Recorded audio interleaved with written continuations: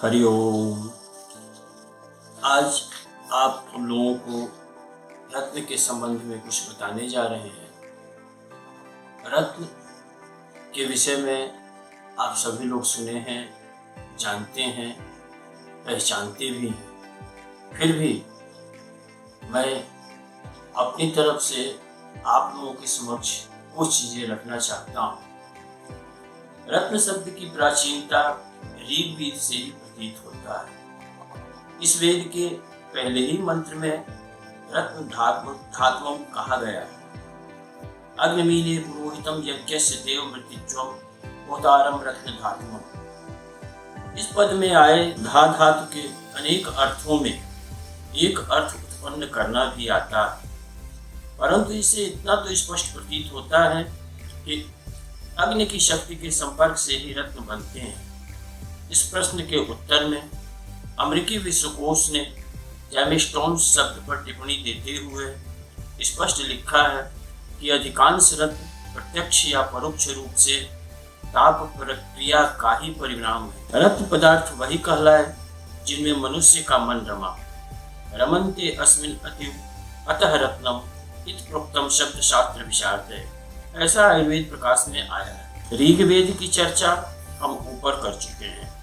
इसी वेद के 19वें सूक्त के 10वें मंत्र में रत्न धारण करने का भी स्पष्ट संकेत मिलता है। भारतीय धर्म ग्रंथ अग्नि पुराण, गरुड़ पुराण, देवी भागवत, महाभारत, विष्णु धर्मोत्तर आदि प्राचीन ग्रंथों में हीरा, माणिक, नीलम, पन्ना आदि विविध रत्नों के उद्गम स्थान, विशेष लक्षण, गुण दोष, उनकी परख एवं शुभता अशुभता पर काफी विस्तार से चर्चा की गई है। बृहद संहिता में तो इसके गुण दोष के ऊपर अच्छा खासा वर्णन भी किया गया है। रत्नों के विषय में अनेक हस्तलिखित ग्रंथ भी इधर उधर बिखरे सुनाई देते हैं। रत्न जड़ने की कला का आविष्कार भारतीयों ने ईसा से लगभग 2800 वर्ष पहले ही कर लिया था।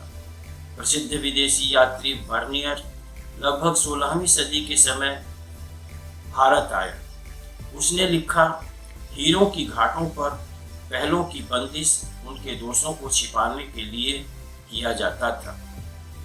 क्या आप जानते हैं कि रत्नों में दैवीय शक्ति भी होती है?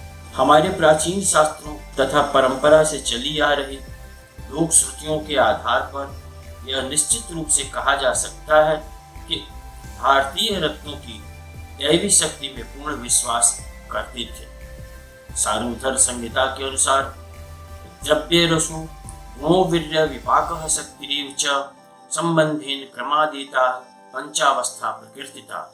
अर्थात प्रत्येक वस्तु की अपनी 5 अवस्थाएं अथवा गुण होते हैं।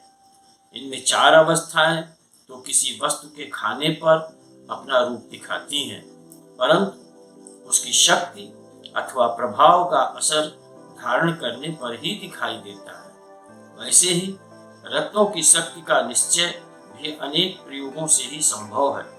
जैसे ज्योतिष में माणिक्य को सूर्य का, मोती को चंद्रमा का, पुखराज को बृहस्पति का, गोमेद को राहु का, पन्ने को बुध का, हीरे को शुक्र का, विडालाक्ष को केतु का और नीलम को शनि का प्रतिनिधि मानते हैं। जिन व्यक्तियों की कुंडली में ये ग्रह पाप प्रभाव में हो अथवा निर्बल हो, उनको उनके प्रतिनिधि का रत्न धारण करना चाहिए।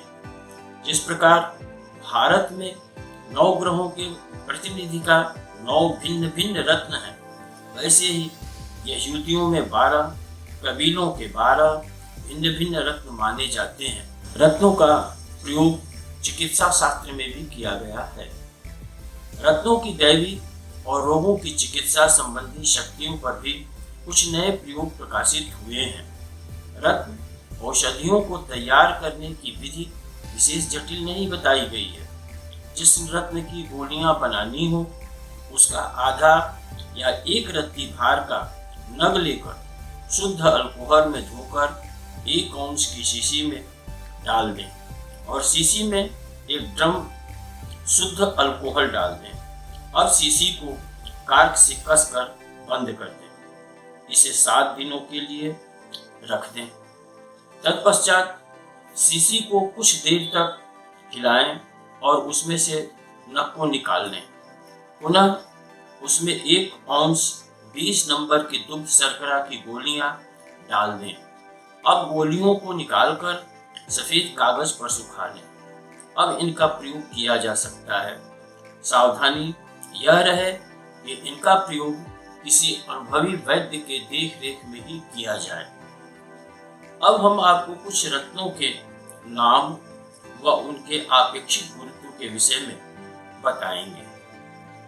रत्नोपल 2.15, चंद्रकांत 2.57, स्फटिक 2.66, बैरुंज 2.74, फिरोजा 2.82, शोभामणि 3.10, पेरिटोट 3.40, हीरा 3.52, पुखराज 3.53, स्पाइनल 3.60, तांबड़ा हेसोनाइट 3.61, कुरंदम 4.03, तांबड़ा 4.07, उमेद 4.02।